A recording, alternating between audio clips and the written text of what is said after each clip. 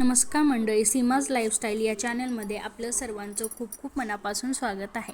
श्री स्वामी समर्थ. किचनमध्ये देवघर असेल तर देवदोष लागू नये म्हणून कोणते नियम पाळावे? प्रत्येक देवघरासाठी पुरेशी जागा उपलब्ध होणं शक्य नसतं. अशा वेळी देवघर कुठे ठेवावे म्हणजे त्याची पूर्ण पावित्र्य राखली जाईल? खरं तर किचनमध्ये देवघर ठेवायचं नसतंय, परंतु कधी कधी अडचण अशी होते की जागा अपुरी असते.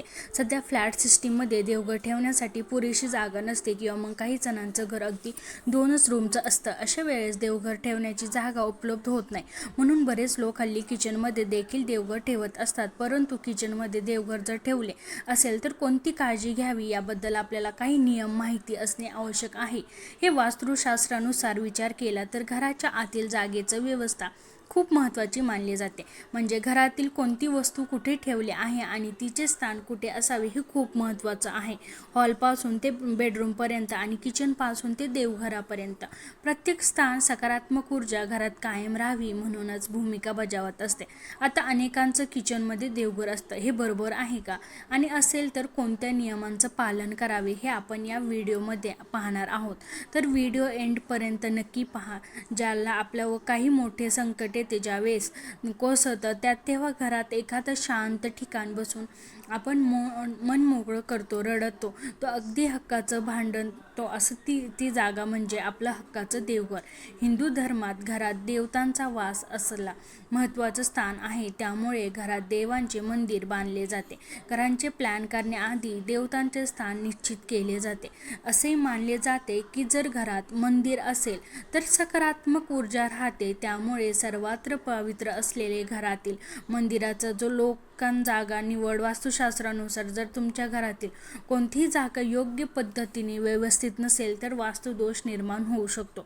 प्रकार अंकांचा घरात जागे अभावी घराच्या किचनमध्ये देवघर उभारले जातं. असे मान्यता आहे की ज्या ठिकाणी देवघर आहे ती जागा स्वच्छ आणि कोणत्याही व्यसनापासून मुक्त असावी.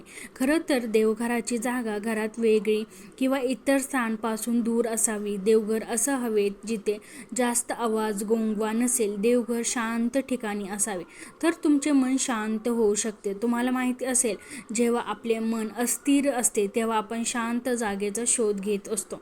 अशा परिस्थितीत देवघर खूप महत्त्वाचे आहे.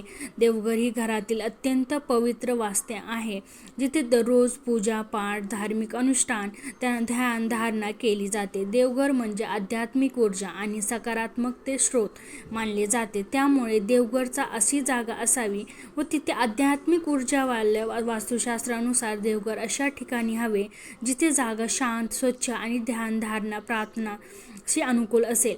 देवघरासाठी ईशान्य दिशा सर्वोत्तम मानली जाते, कारण की दिशा नैसर्गिक प्रभावाचं सुसंगत असते. सध्याची सिस्टीमनुसार घरात अनेक जण देवघर वेगळं रूममध्ये बांधतात. वेगळी रूम बनवणे तशी जागा कमी असल्याने शक्य होत नाही, तर काही जण हॉलमध्ये, किचनमध्ये देवांचे स्थान बनवतात. देवांचे ते ठिकाण पवित्र मानून तिथे त्यांची स्थापना केली जाते, त्याची रोजी पूजा केली जाते. खरं सांगायचं तर किचनमध्ये घर हेच देवाचं पवित्र स्थान आहे, कारण स्वयंपाकघरात आपले आरोग्य, चव आणि सौंदर्य मिळू येते. असा वेळ जर तुम्ही किचनमध्ये मंदिर बांधत असाल किंवा ठेवत असाल तर वास्तूचं काही नियमांची काळजी घेणे आवश्यक आहे. या संदर्भात आपण काही गोष्टी ज्या आहेत ते पाहू.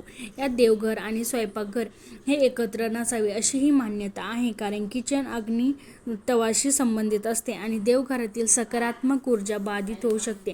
देवघर म्हणजे शांतता तर किचन म्हणजे अग्नी, हे दोन्ही राधाभास आहे ते तर आपल्याला माहीत असेल. याशिवाय पूजेचे स्थान किचनपासून वेगळे ठेवणे आवश्यक आहे, कारण किचनमध्ये स्वयंपाक प्रक्रिया, गोंधळ, मुले, पूजेची पवित्रता प्रभावी होऊ शकते. स्वयंपाकघर हे घरातील एक असे स्थान आहे जिथे अन्न तयार केले जाते. त्यासाठी विविध पदार्थ वापरले जातात. काही ना काही सतत वले जाते, तसे काही घरात मांसाहार देखील केला जातो. यात किचनमध्ये अशुद्ध राहू शकते किंवा त्यांचा परिणाम थेट देवघरातील जे वस्तू होऊ शकतो. किचनमध्ये सर्व प्रकारचे अन्न बनवले जाते. जर त्या ठिकाणी पूजेचं स्थान असेल तर मंदिर, पवित्र देवघर याचा परिणाम होऊ शकतो.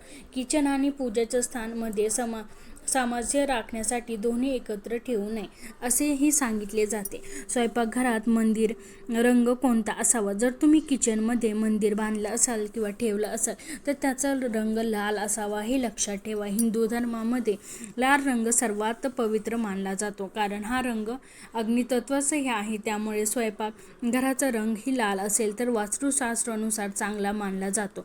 किचनमध्ये मंदिर असेल तर रंग लाल ठेवा. लाल रंग ठेवण्याचा नसेल तर पांढरा किंवा मग चांदी, पिवळा, तपकिरी रंग ही शुभ. स्वयंपाकघरातील मंदिरांची दिशा. जर तुम्ही स्वयंपाकघरातील मंदिर बांधलं असेल तर त्या दिशाचं ईशान्येकडे ठेवावे. या दिशेचा शुभ प्रभाव पडतो आणि या चांगली सकारात्मक ऊर्जा देखील मिळते. वास्तुशास्त्रानुसार या दिशेला मंदिर बांधलं सौभाग्य आणि लाभ मिळतो. स्वयंपाकघरात बांधले मंदिर कोणते देव ठेवावे? स्वयंपाकघरात बांधलेल्या मंदिर कधीही शिवाचा फोटो किंवा शिवलिंग ठेवू नये. लोक शिवची पूजा जसे तसे करू शकत नाही. अशा वेळी भगवान श्रीकृष्ण, अन्नपूर्णा माता, श्री गणेशची यांची मूर्ती ठेवावी. स्वयंपाकघरात बसलेली लक्ष्मी मातेची मूर्ती देखील आपण ठेवू शकता. देवघर मग या गोष्टी ठेवू नका. अनेकदा आपण देवघर अगदी टापटीप सुंदर ठेवतो, पूजा अर्चा सर्व काही अगदी व्यवस्थित करतो, पण देवघराच्या वरती आपल्याला खूप पसारा असतो, मोठी अडगळ करून ठेवतो, जसे की सुकलेले फुलांच्या माळा, काडी, पेटी, तर साहित्य हे सर्व चुकीचे आहे.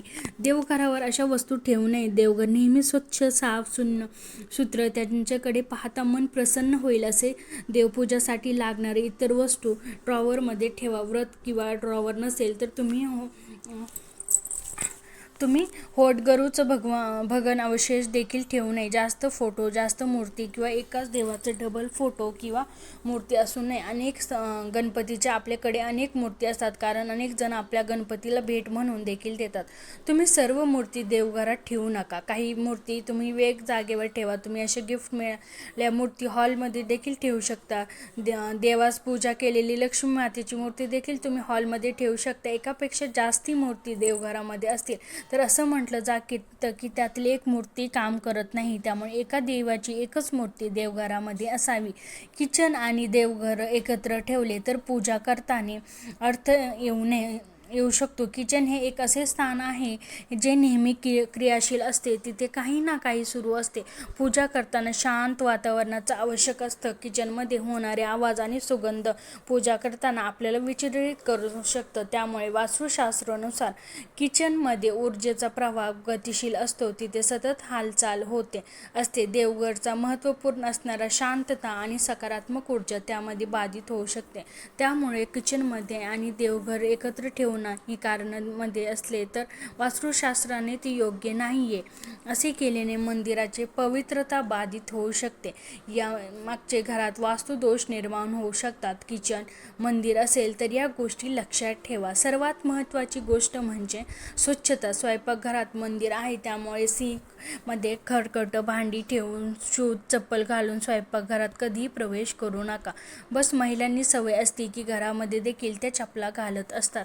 अशा वेळी स्वयंपाकघरात चप्पल घालून प्रवेश करू नका. जो कोणी स्वयंपाकघरात अन्न शिजवतो तो सर्वप्रथम देवाला अर्पण करतो. स्वयंपाकघरात सात्विक अन्न शिजवावे लागेल हेही लक्षात ठेवा. स्वयंपाकघरामध्ये देवघर न ठेवण्याचे मूळ कारण म्हणजे स्वयंपाकघरामध्ये मांसाहार, मच्छी हे पदार्थ शिजवले जातात आणि मासिक पाळीमध्ये स्त्रियांची सावली देवघरावर पडू नये. मासिक पाळीमध्ये स्त्रियांना सवय असते की स्वयंपाकघरात काम करावे लागते. अशा वेळी वारंवार त्यांची सावली देवघरावर पडत असते, जे पूर्वी चुकीचे. हे मासिक पाळीमध्ये स्त्रियांची सावली देवघरामध्ये पडू नये म्हणून स्वयंपाकघर देवघरामध्ये ठेवत नाहीत. जर तुम्ही देवघर तुमची सावली पडणार नाही असे ठेवले किंवा वरती अडकलेले असले तर ठीक आहे. मग देवघर ज्या खपत आहे त्या कोपऱ्यामध्ये तरी निदान त्या स्त्रीने फिरू नये. देवाचं मंदिराविरुद्ध दिशेला गॅस ठेवणं जेणेकरून देवाक पाठ फिरून अन्न व पूर्वीपासून आपण ऐकत आलो आहे की देवाक पाठ फिरून बसू नये, अगदी त्याचप्रमाणे देवाकडे पाठ फिरून अन्न देखील शिजू नये. खरं तर किचनमध्ये देवघर नसावी. याचे शास्त्रीय कारण म्हणजे आपण देवाला दिवा लावत असतो. हा दिवा चालू असतो आणि किचनमध्ये सिलेंडर असतात, दिवा चालू असतो, त्याच्यामुळे जर चुकून सिलेंडर लिकेज असेल तर काही प्रॉब्लेम होत असेल तर अशा वेळी हा धोका निर्माण होऊ शकतो. म्हणून किचनमध्ये देवघर ठेवत नाहीत. पण काही कारणास्तव जर देवघरासाठी जागा नसेल तर किचनमध्ये देवघर ठेवतात. पण वेळोवेळी या गोष्टीचं देखील काळजी गेली पाहिजे की किचनमध्ये देवघर आहे असं, अथवा सिलेंडरची पाईप सर्व काही व्यवस्थित आहे का.